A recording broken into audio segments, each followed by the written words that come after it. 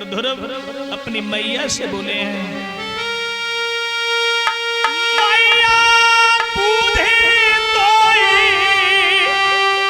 बता दे मोई पिता का पाऊ, अरे किस ठोर बसे मेरा बबुलारी जहां मैं ढूंढन जाऊं।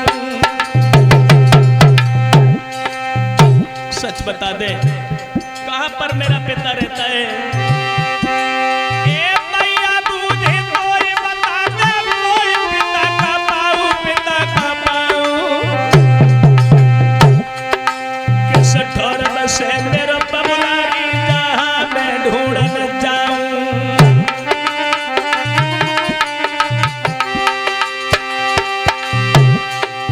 सुनीति बोली है लाला सोनी बेटा नादान कोई नहीं किया न कुमार समझाऊं, कुमार समझाऊं। हर ठोर राम मौजूद भेद बतलाऊं, हर ठोर राम मौजूद भेद बतलाऊं।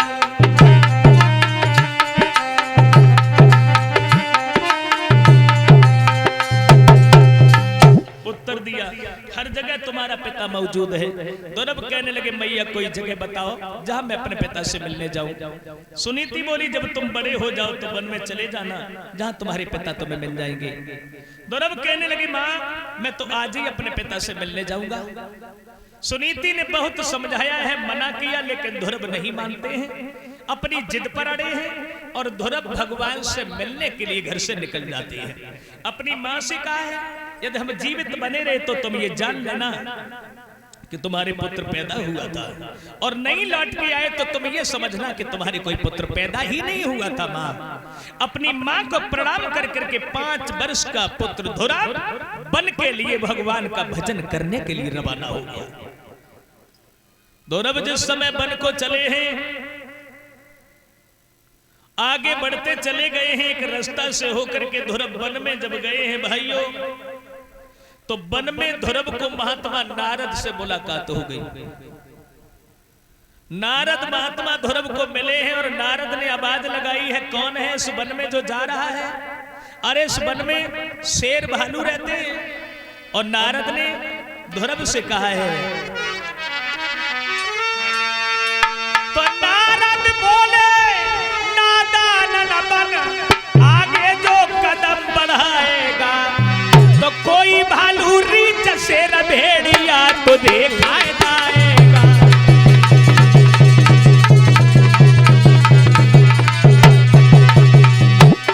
महात्मा नारद कहने लगे लौट जा, अरे तेली भोली सूरत देख करके मुझे तरस आ रहा है बेटा, इधर देखो ना।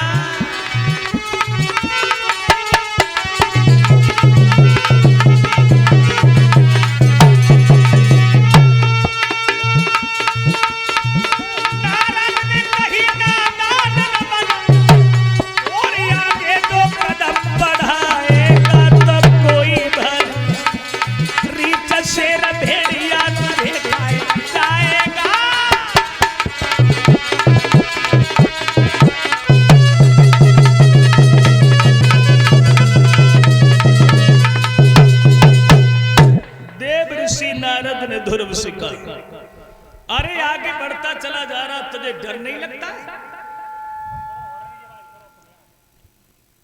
ध्रुव कहने लगे महात्मा जी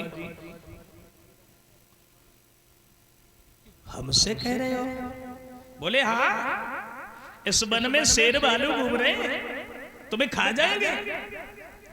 ध्रुव कहने लगे हमें शेर भालू खा जाएंगे और तुम्हें किसी ने नहीं खाया? तुम महात्मा तो हो गए लेकिन तुम्हारी आत्मा नहीं अच्छी है। नारद बोले हमें दोष देना है? तो ध्रुव कहने लगे बाबा जी कि क्यों कांप रहा तू संत बता थर थर है, जो प्रभु से मेरो प्रेम तो किसका डर है, जो प्रभु से मेरो प्रेम।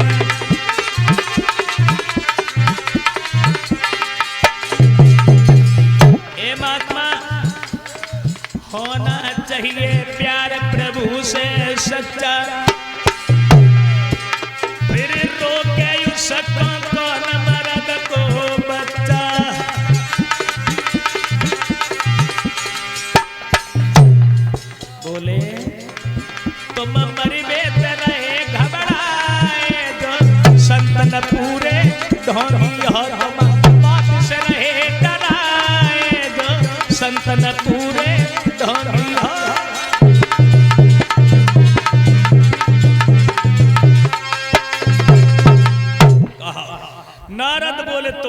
परमात्मा तो हो लेकिन आत्मा अच्छी नहीं है।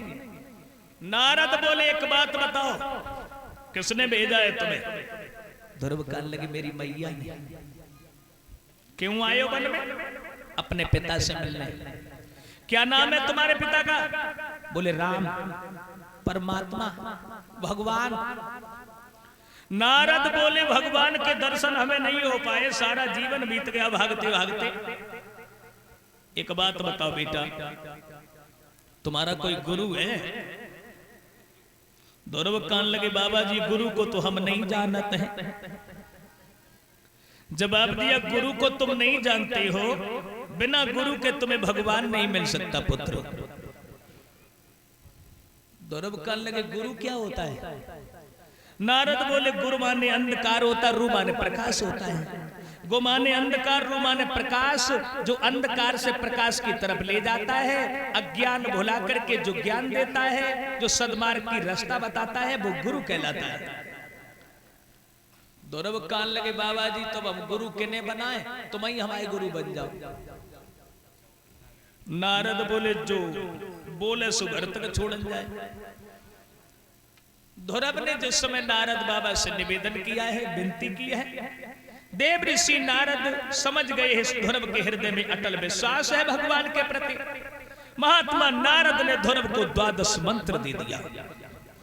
12 मंत्र, ओम नमो भगवते वासुदेवाय, ये 12 मंत्र दिया। 12 मंत्र ध्रुव को नारद ने दिया और भगवान की पहचान बताई। श्यामला रंग होगा भगवान का, घुंघराले बाल होंगे, शंख चक्र गदा पद्म जिनके हाथों में मौजूद होंगे। देव ऋषि नारद ने ध्रुव की कुटिया यमुना के किनारे बना दी है, जहां पर ध्रुव बैठ करके भगवान की तपस्या करने लगे। ओम नमो भगवते वासुदेवाय का ध्रुव जाप करने लगे हैं। पहली समाधि ध्रुव की 3 दिन की लग गई। 3 दिन के बाद ध्रुव ने जब आंखें खोली हैं तो कायत के वृक्ष के नीचे जो बैठे थे, वृक्ष का फल पड़ा हुआ है, उसे उठाया, फोड़ के खाया, पानी पिया, फिर बैठ गए।